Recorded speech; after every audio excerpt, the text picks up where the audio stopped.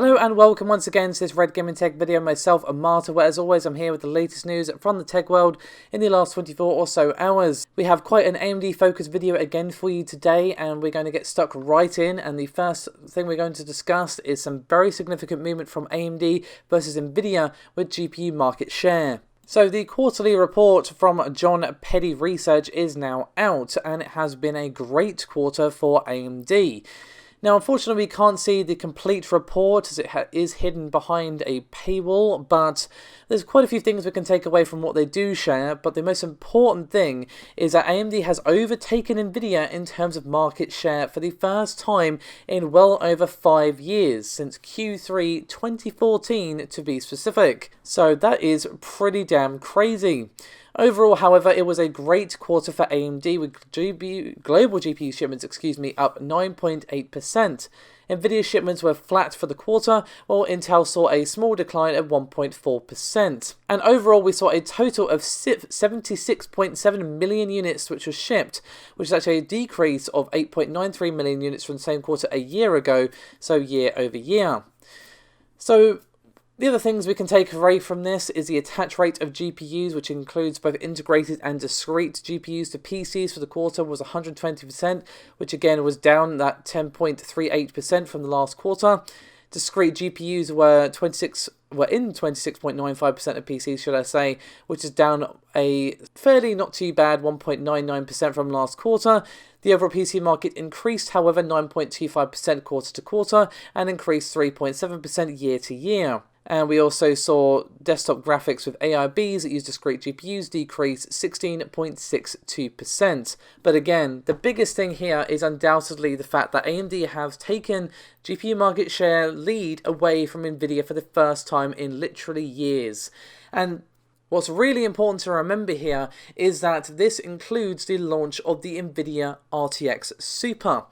So obviously that particular re-release or refresh, whatever you want to call it, did pretty nice things for the RTX touring lineup. It made it much better in versus price versus performance. Obviously the GPUs were still expensive, but you were getting more bang for your buck, as it were.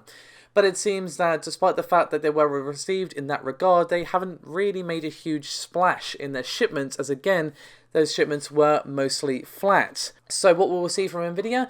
It's tough to say, but we might see a bit of a price war going on. We see Nvidia be a bit more aggressive. And this is again why competition is a good thing for us as consumers, because they make up prices. And we'll see a bit of a war going on in that regard as they try to claw back their lead from AMD, and that benefits us as the consumer. So, unfortunately, I've got a bit of a Debbie Downer on the next topic as we move over to the Ryzen Pro. So, essentially, what we have here is a new video which has been released on the official AMD channel called "Why Use AMD Ryzen Pro Processors Pro for Business?"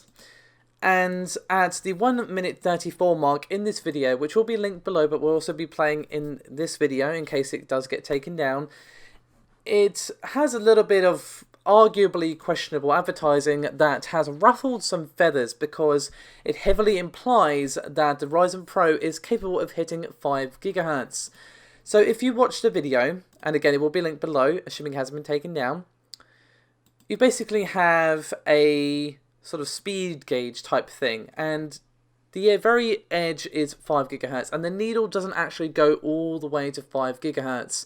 So yes, they're not outright saying yes, this can reach 5 GHz, but that is quite a subtle detail, and you've still got you've still got blazing fast speeds, and then 5 GHz, and then the needle almost reaching it. So you can definitely see why people are arguing that this is misleading, because again, it is just that small detail of the needle not quite reaching it that saves it from being outright claims that yes, it does reach 5 GHz. It is heavily implied, and unless you're using LN2, you are not getting Ryzen Pro to hit 5 GHz, even on a single core. So this has caused quite a bit of kerfuffle amongst the gaming press and technology press, unsurprisingly, and a bit of discussion as to the links of the false advertisement that this is. I'm not a lawyer. I don't know enough about the actual ins and outs of what is constituted as false advertisement to comment, but it definitely is a bit questionable. I would say it's definitely heavily implied that they reach 5 GHz. So I think some of that marketing might have done a bit of a boo-boo, and this video may end up getting taken down, or AMD may release some sort of statement, or maybe none of those things will happen, and the video will just stay up, and AMD will let be whatever happens.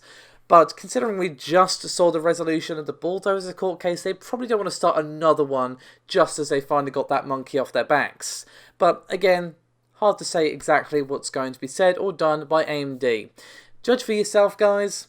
Again, you can find it below. So we're going to finish things up today with a spot of gaming news from Capcom and Resident Evil.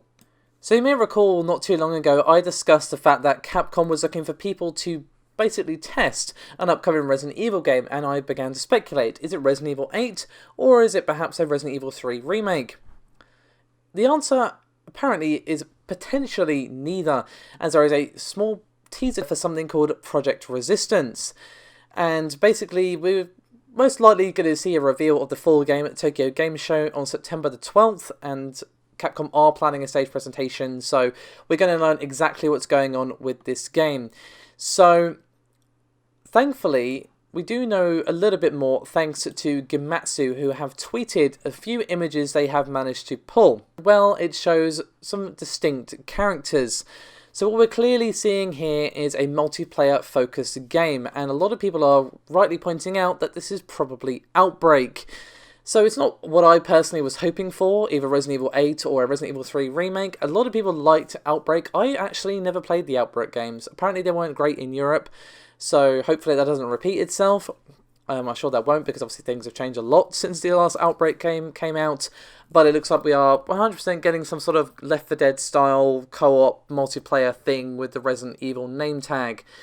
Of course, we may still get something else regarding Resident Evil. We may still see a small teaser for Resident Evil 8.